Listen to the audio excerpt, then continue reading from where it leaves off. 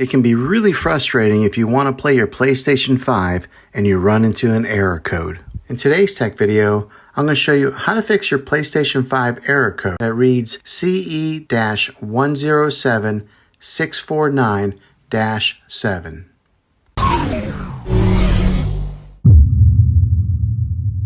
I'm going to show you a few different things to try to help you get your PlayStation 5 back up and running again. The first method is the easiest one to try, and that's to unplug the PlayStation from the wall outlet and wait 60 seconds. Now don't be impatient here, wait the whole 60 seconds, then plug it back in. If your PlayStation is working again, great. If not, let's go ahead and move on to the next method. Find your router or modem that is giving you Wi-Fi and unplug that for 60 seconds. Then plug it back in. You have to wait a few minutes for it to connect and get back online, but when it does, check your PlayStation then and see if it works. If it doesn't, let's go ahead and move on to this next method. We are going to do a reset of your PlayStation 5, which means that you'll have to log back in with all of your credentials afterwards, but it'll be an important troubleshooting method. Press and hold the power button on your console and wait until you hear 2 beeps, then release it. Next, connect your PlayStation 5 controller using the USB cable. Then press the PlayStation button that's in the middle of the controller. You will get a menu that'll pop up and you'll want to go to option number 6, which says Reset PS5. Hopefully, this fixed your problem. If this video was helpful, go ahead and click a thumbs up on it. Go ahead and subscribe to my channel. I make tech videos all the time, and I would love to have you back in the next one. Take care.